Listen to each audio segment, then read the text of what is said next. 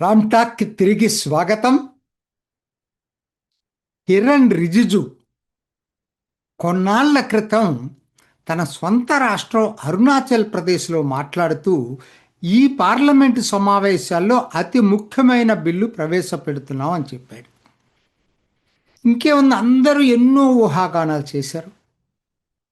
North బెంగాల్ని union territory చేస్తారనేది విపరీతంగా social మీడియాలో కోడై కూసింది. యూసీసీని కేంద్రం బిల్లు తీసుకొస్తుందని చెప్పారు. నేను ఆ రోజు చెప్పాను ఒక వీడియోలో, ఇటువంటి ఎన్నికల ముందు ఎటువంటి పరిస్థితుల్లో నార్త్ బెంగాల్ని యూనియన్ టెరిటరీ చెయ్యదు అని చెప్పాను.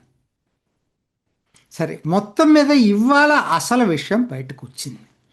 ఏంటయ్యా అంటే, మహిళా రిజర్వేషన్ బిల్లుకి సవరణలు తీసుకొచ్చి 2029 ఎన్నికల్లోనే 33% మహిళలకి రిజర్వేషన్ ఇవ్వాలి అనేటువంటి బిల్లు తీసుకురాబోతున్నారు. దాంతోపాటు 50% అదనంగా లోక్సభ సీట్ల పెంచబోతున్నారు. నిన్న బయటకు వచ్చినటువంటి వార్తలు, అమిత్ షా ప్రతిపక్ష నాయకులతో జరిపిన సంప్రదింపుల ఆధారంగా వస్తున్నటువంటి వార్తలు ఇవి. అసలు ఎందుకు వచ్చింది ఈ సమస్య? ఎందుకంటే ఇప్పటికే మహిళా రిజర్వేషన్ బిల్లు ఉంది కానీ మీరు అనొచ్చు, మహిళా రిజర్వేషన్ బిల్లులో ఏముందంటే, జనగణన అయిన తర్వాత, డీలిమిటేషన్ అయిన తర్వాత అప్పుడు కానీ మీరు మహిళా రిజర్వేషన్ అనేది చేయటానికి లేదు అన్నారు. అంటే జనగణనకి లింక్ చేశారు. అంటే సూత్రబద్ధంగా తప్పులేదు, కానీ జరగబోయేది ఏంటి దానివలన? 2029 లోక్సభ ఎన్నికలకి మహిళా రిజర్వేషన్లు అమలు కావు. ఎందుకనంటే ఇప్పుడు 2027 సెన్సస్ మార్చి 1కి సెన్సస్ అంటుంటే రిజల్ట్స్ రావటానికి, అన్ని ఫలితాలు వచ్చి రావటానికి కనీసం ఈ 2 అవుతుంది అంటున్నారు. మరి అక్కడి నుంచి డీలిమిటేషన్ కమిషన్ ఎంత త్వరగా వేసినా, ఆ సంవత్సరంలో వేసినా ఇంకొక సంవత్సరంలో డీలిమిటేషన్ కంప్లీట్ అవుతుందా అంటే చెప్పలేం. చాలా పెద్ద ప్రాసెస్ అది డీలిమిటేషన్, నియోజకవర్గాల పునర్విభజన ప్రక్రియ. అది మరి 2029 మే కల్లా ఎన్నికల కొత్త ప్రభుత్వం రావాలంటే మార్చి ఫిబ్రవరికే మొదలవుతాయి ఎన్నికలు. కాబట్టి అది జరగకపోవచ్చేమోనేటువంటి అనుమానంతో ఇప్పుడు ఏంటంటే కొత్తగా అట్లా కాకుండా ఇప్పుడే దీన్ని మహిళా రిజర్వేషన్లు ఈ 2029 లోక్సభకు వచ్చేటట్టుగా చేద్దామనేది మోడీ ఆశ. ఉద్దేశం మంచిది, దాంట్లో ఇదేం లేదు. అయితే వస్తున్న వార్తలను బట్టి ఇప్పటికి ఇది ఎట్లా ఉండబోతుందని చూస్తే, వాళ్ళు తీసుకొస్తున్న బిల్లు ఏంటంటే, జనగణన అవటానికి ఇంకొక సంవత్సరం పడుతుంది కాబట్టి ఇప్పుడే 2011 జనగణన లెక్కలను బట్టి, సెన్సస్ని బట్టి ఇప్పుడు ఈ డీలిమిటేషన్ చెయ్యాలనేది ఒక ఆలోచన. అంటే ఏంటి, ఇది లేట్ అవుతుంది కాబట్టి 2029 లోక్సభ కనుక సీట్ల పెంపు చేయాలన్నా, మహిళా రిజర్వేషన్లు అమలు చేయాలన్నా ఇప్పుడే మొదలు పెట్టబోతే ప్రక్రియ మాత్రం అది 2029 లోక్సభకి సాధ్యం కాదు. అందుకు ఈ బిల్లు. ఇది ఎట్లా ఉండబోతుంది అనేది మరి ఇప్పటి వరకు చర్చలు జరిగిన దాన్ని బట్టి తెలిసింది ఏంటంటే, అదే దీన్ని 2011 సెన్సస్ కాబట్టి ఇప్పుడున్న లోక్సభ స్థానాలకి, 6 అసెంబ్లీ స్థానాలకి 50% అదనంగా జోడిస్తారట. 543 లోక్సభ స్థానాలు ఉన్నాయి కాబట్టి 50% అంటే 273, 816 స్థానాలు అవుతాయి.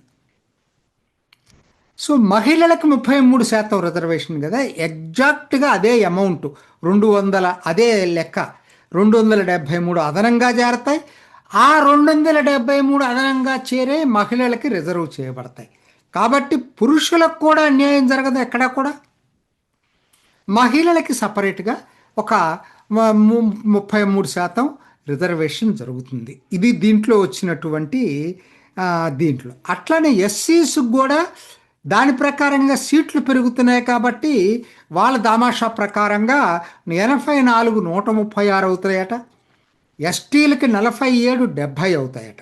కాబట్టి అక్కడ కూడా వాళ్ళకి అన్యాయం జరగదు. ఇది ఒక విధంగా దక్షిణాది రాష్ట్రాలు కోరుకున్న పద్ధతుల్లో ఉంది. దక్షిణాది రాష్ట్రాలను ఇవాళ భయపడుతున్నాయి ఏంటంటే, కొత్త జనగణన తర్వాత గనక డీలిమిటేషన్ జరిగేటట్టయితే జనాభా కంట్రోల్ చేసినటువంటి నియంత్రణ చేసిన దక్షిణాది రాష్ట్రాలు నష్టపోతాయి, హిందీ రాష్ట్రాలు బెనిఫిట్ అవుతాయి అనేది అందరు రాజకీయ పార్టీలు, రాజకీయ నాయకులు వ్యక్తం చేశారు. ముఖ్యంగా తమిళనాడు డిఎంకే స్టాలిన్ దాని మీద ఈవెన్ ఎన్నికల్లో కూడా అస్త్రంలాగా వాడుకోవటానికి చూస్తున్నాడు. దానికి బ్రేక్ ఫస్ట్ నంబర్ 1. రెండోది, ఇది నిజంగా జరిగితే 15 సంవత్సరాలట. దీని కాల పరిణామం 15 సంవత్సరాలు ఉంటుందట. కనీసం కుటుంబ నియంత్రణ దీనివల్ల దక్షిణాది రాష్ట్రాల ప్రాతినిధ్యానికి ముప్పు లేదు. మంచి శుభ పరిణామం, ప్రతి రాజకీయ పార్టీ ఆహ్వానించదగ్గ పరిణామం దక్షిణాది రాష్ట్రాల్లో. ముఖ్యంగా ఆంధ్రాలో వచ్చేసరికి ఇప్పుడున్న 175 88 పెరిగి 263 అవుతాయి. తెలంగాణలో 119 60 పెరిగి 179 అవుతాయి. కాబట్టి ఎవ్వరికి ఇబ్బంది ఉండదు మహిళల రిజర్వేషన్లు పెరగటం వలన. ఇది దీంతో ఉన్నటువంటి ఈ 2 బిల్లులు తీసుకొస్తారు దానికి తగిన విధంగా. అయితే క్లారిఫికేషన్ రావాల్సింది, నిన్న పేపర్స్లో ఎక్కడా కూడా రాజ్యసభకి ఇదే పద్ధతిలో ప్రోరేటా బేసిస్లో పెంచబోతున్నారా లేదా అనేది రాలేదు. నేను అనుకుంటే పెంచుతారనుకుంటున్నాను. ఎందుకంటే ఇబ్బంది కూడా లేదు. ఏంటంటే వాళ్ళు 50% ఎడిషనల్ సీట్స్ అంటున్నారు. అక్కడ కూడా ఎడిషనల్ సీట్స్ 50% ఇవ్వడానికి ప్రయత్నం చేయాలి. మరి అది ఇంకొక రోజు, ఇవాళ రేపట్లో ఇంకా క్లారిటీ వచ్చే అవకాశం ఉంది. అయితే దీంట్లో రెండోది ఇంకొకటి ఏంటంటే, జమిలీ ఎన్నికలు జరుగుతాయా లేదా 29 అంటే ఖచ్చితంగా క్వశ్చన్ మార్క్ పడింది. క్వశ్చన్ మార్క్ పడుతుందని నేను ఎప్పటి నుంచి చెప్తున్నా. ఎందుకనంటే, మీకు రాజ్యాంగ సవరణ దానికి కావాలంటే 3/2 కావాలి కదా.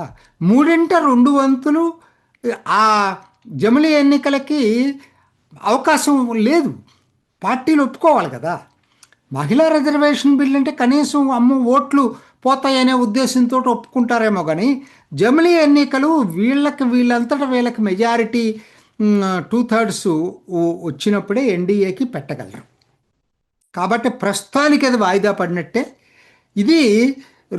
దీంట్లో ఇక్కడ ఒక తిరకాసు ఎక్కడొచ్చిందంటే, ఇప్పుడు దక్షిణాది రాష్ట్రాలకు మేలు జరుగుతుంది, కాకపోతే తిరకాసల్లా ఇప్పుడు కాంగ్రెస్ తిరకాసు పెట్టింది.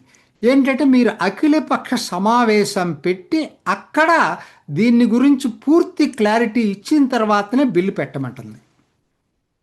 దానికి మోడీ ఒప్పుకుంటాడా? లేదు అంటే నేను క్యాబినెట్ తీర్మానం చేసి డైరెక్ట్గా పార్లమెంట్కి వెళ్తాడా వేచి చూడాలా. ఒకవేళ నిజంగా పార్లమెంట్కి వెళ్ళాడనుకోండి మోడీ క్యాబినెట్ ఆమోదంతో, ఈ అపోజిషన్ పార్టీస్ వ్యతిరేకిస్తాయా?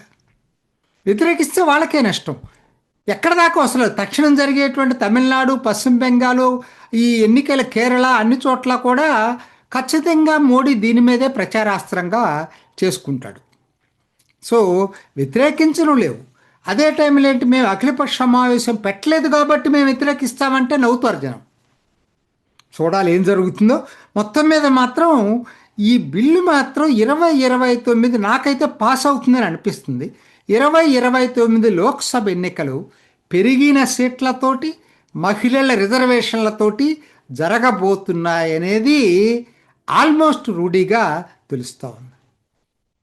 ఇది ఈనాటి రామ్ టాక్. ఇంకొక ఎపిసోడ్లో మళ్ళీ కలుసుకుందాం. నమస్తే. చూసారు కదండి, మరి ఈ వీడియో కనుక మీకు నచ్చినట్లయితే ఒక లైక్ కొట్టేసి మీ అభిప్రాయాన్ని కూడా కామెంట్ బాక్స్లో తెలియజేస్తూ ఇలాంటి ఇంట్రెస్టింగ్ అప్డేట్స్ కోసం మా ఛానల్ని సబ్స్క్రైబ్ చేసుకోండి.